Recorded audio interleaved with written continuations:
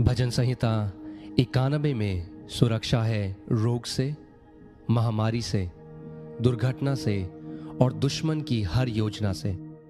यह प्रार्थना हमें यह निश्चय देती है कि दुनिया में कोई भी विपत्ति क्यों ना हो, लेकिन वह हमारे करीब भी नहीं आ सकती। भजन संहिता 91 सुरक्षा के लिए दिया गया वह भजन है जिसका सहारा विश्वासी हजारों सालों से लेते आए हैं, जब भी खतरा उनके निकट था। परमेश्वर का वचन कहता है कि विश्वास सुनने से और सुनना परमेश्वर के वचन से होता है।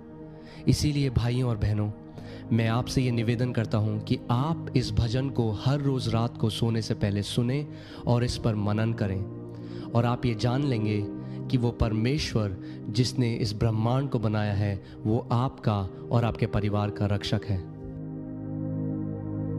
भजन संहिता 91। जो परम प्रधान के छाए हुए स्थान में बैठा रहे वह सर्वशक्तिमान की छाया में ठिकाना पाएगा। मैं यहोवा के विषय कहूंगा कि वह मेरा शरण स्थान और गढ़ है, वह मेरा परमेश्वर है, मैं उस पर भरोसा रखूंगा। वह तो मुझे बहेलिए के जाल से और महामारी से बचाएगा।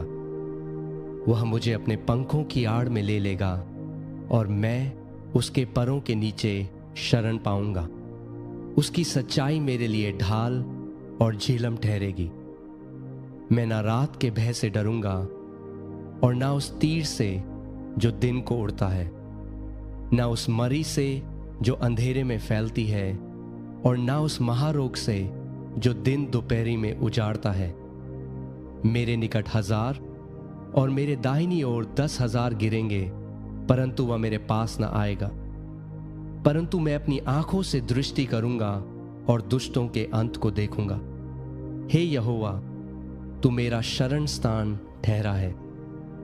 मैंने जो परम प्रधान को अपना धाम मान लिया है, इसीलिए कोई विपत्ति मुझ पर ना पड़ेगी, ना कोई दुख मेरे डेरे के निकट आएगा। क्योंकि वह अपने दूतों को मेरे निमित्त आज्ञा देगा कि जहां कहीं मैं जाऊं वे मेरी रक्षा करें। वे मुझको हाथों हाथ उठा लेंगे, ऐसा ना हो कि मेरे पांवों में पत्थर से ठेस लगे। मैं सिंह और नाग को कुचलूंगा, मैं जवान सिंह और अजगर को लताड़ूंगा।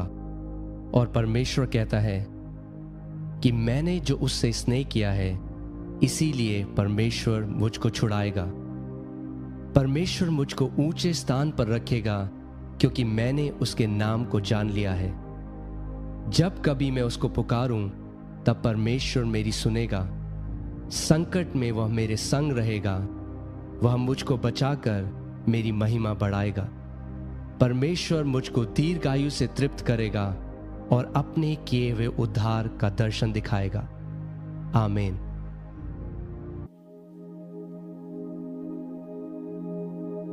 चंगाई के अंगीकार। परमेश्वर का वचन हमें बताता है कि उसका वचन हमारे शरीर के लिए दवाई है। नीति वचन 18:21 हमें सिखाता है कि हमारी जुबान में जीवन और मृत्यु की शक्ति है। इसीलिए आइए हम विश्वास से परमेश्वर के वचन को बोलें, जो हमारे शरीर में चंगाई प्रदान करता है। इसीलिए जब कभी आप विश्वास से इन घोषणाओं को सुनते हैं और उन्हें जोर से बोलते हैं, आप पवित्र आत्मा की चंगाई की सामर्थ को अपने शरीर के बीमार अंगों में खोल देते हैं। चंगाई की ये घोषणाएं दिन में कई बार जोर जोर से बोलें, जैसे कि आप अपने लिए या फिर किसी और के लिए दवा की खुराक ले रहे हों। मैं घोषणा करता हूं कि मसीह ने मुझे व्यवस्था के हर एक श्राप से छुड़ा लिया है। इसीलिए मैं किसी भी बीमारी या रोग को अपने शरीर पर आने की अनुमति नहीं देता। इस शरीर को छूने वाली हर एक बीमारी, कीटाणु और वायरस उसी समय यीशु के नाम में मर जाते हैं।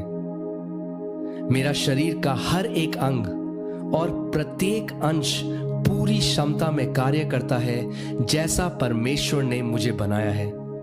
मैं यीशु के नाम में अपने शरीर में किसी भी तरह की खराबी की अनुमति नहीं देता। मैं परमेश्वर का पुत्र हूं और उसके वचनों पर ध्यान देता हूँ। मैं अपने कानों को उसकी बातों पर लगाता हूँ और मैं परमेश्वर के वचनों को अपनी दृष्टि से ओझल नहीं होने देता। मैं उन्हें अपने हृदय के बीच में रखता हूँ क्योंकि वह मेरे लिए जीवन है। वह मेरे पूरे शरीर के लिए स्वास्थ्य और दवाई है। जिस आत्मा ने यीशु को मुर्दों में से जिंदा कर दिया वह मुझ में रहता है। जिसने मसीह यीशु को मुर्दों में से जिंदा कर दिया वह मेरे नश्वर शरीर को भी उसी आत्मा के द्वारा जीवन दे रहा है। इसीलिए मेरा हर एक अंग जो पीड़ित था इसी समय परमेश्वर की चंगाई को और परमेश्वर की पुनरुत्थान की सामर्थ को इसी समय प्राप्त कर रहा है। मैं अपने परमेश्वर यहोवा की सेवा करता हूँ और वह मेरी रोटी और मेरे पानी को आशीष देता है और हर एक बीमारी को मुझसे दूर करता है। मैं अपने खानदान में होने वाले सारे रोगों से मुक्त हो गया हूँ क्योंकि मेरे अंदर परमेश्वर का जीवन निरंतर बह रहा है। यीशु ने स्वयं मेरे अपराधों को और मेरी सारी बीमारियों को खुद पर उठा लिया। वह मेरे ही अधर्म के लिए कुचला गया, मेरी भलाई के लिए उस पर ताड़ना पड़ी और प्रभु यीशु मसीह के कोड़े खाने से मैं चंगा हो गया हूँ।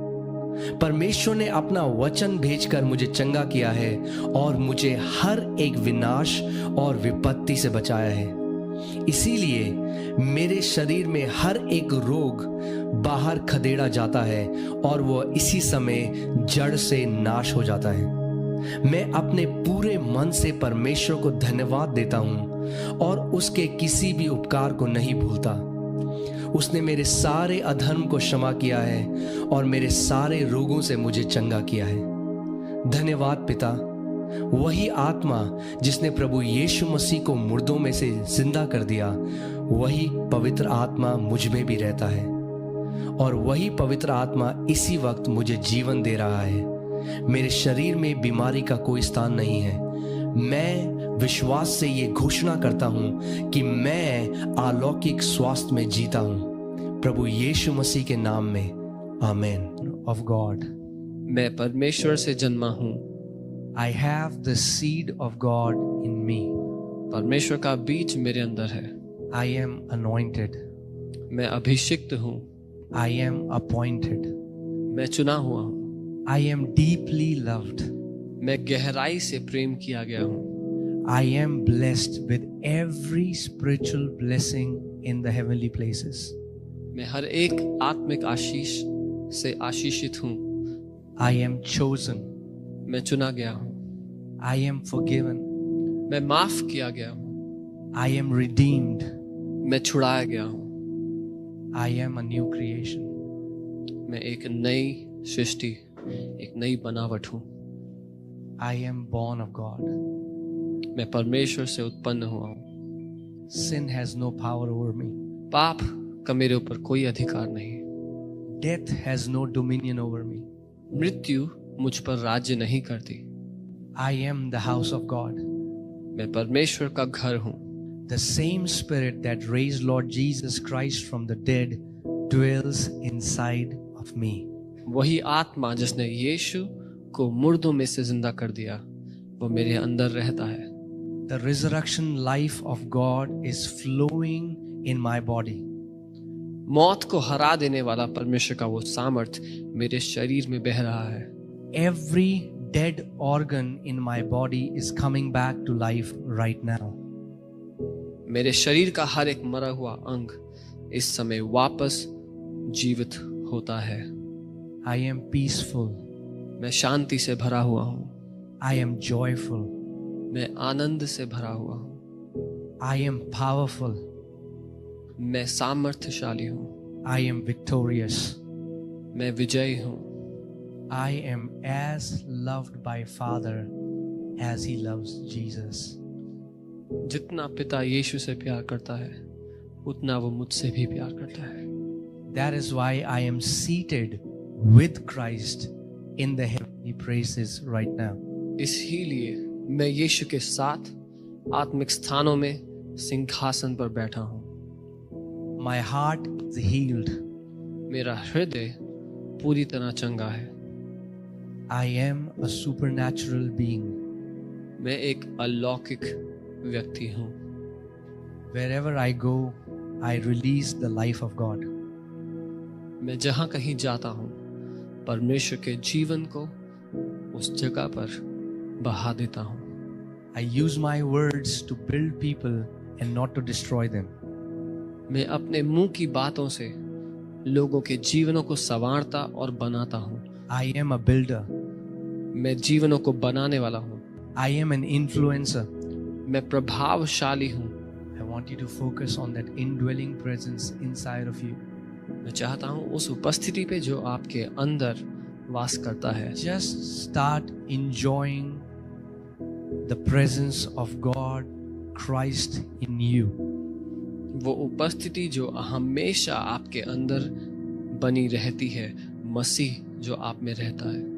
Just fellowship with that indwelling presence of God in you. आप उस उपस्थिति के साथ सहभागिता करें, अपना ध्यान उसकी ओर रखें जो परमेश्वर की उपस्थिति आपके अंदर है। Jesus said, I will give you my rest. यीशु ने कहा, मैं तुम्हें अपना विश्राम देता हूँ, मैं तुम्हें विश्राम देता हूँ।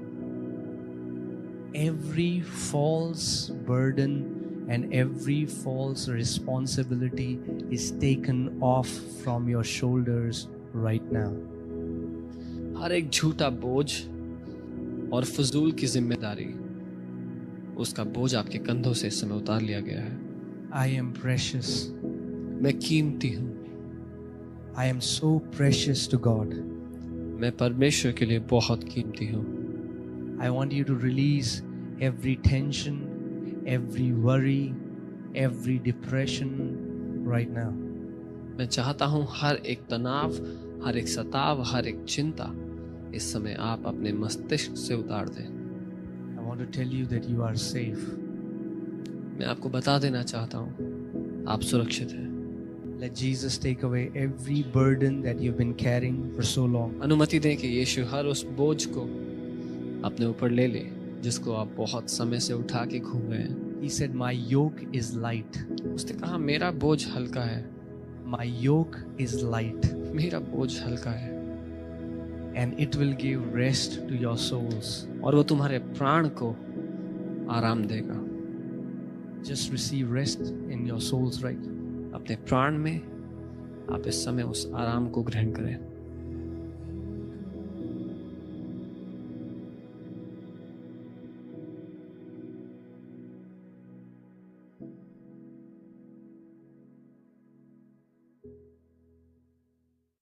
Healing confessions from the Word of God. We are going to meditate and confess from the Word of God. Meditate in the Hebrew language means to ponder, to speak, or to mutter. Therefore, as you hear my voice, you start speaking these healing promises over yourself in your heart or out loud in faith. Romans 10:17. Faith comes by hearing, and hearing by the Word of God. I am a man or woman of faith. The Bible says that the prayer of a righteous man avails much. It releases great power. I am the righteousness of God in Christ Jesus. So my prayers are powerful. And they release tremendous power in the spiritual world.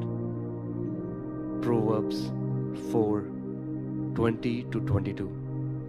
I give attention to the words of God and incline my ear to his sayings. I do not let them depart from my sight. I keep them in the midst of my heart, for they are life to me as I have found them, and health to all my body. Exodus 23-25. I serve the Lord my God. He blesses my bread and my water, and he takes sicknesses away from the midst of me. He fulfills the number of my days. Because I worship the Lord my God, he has blessed my bread and water. and my food and my drink.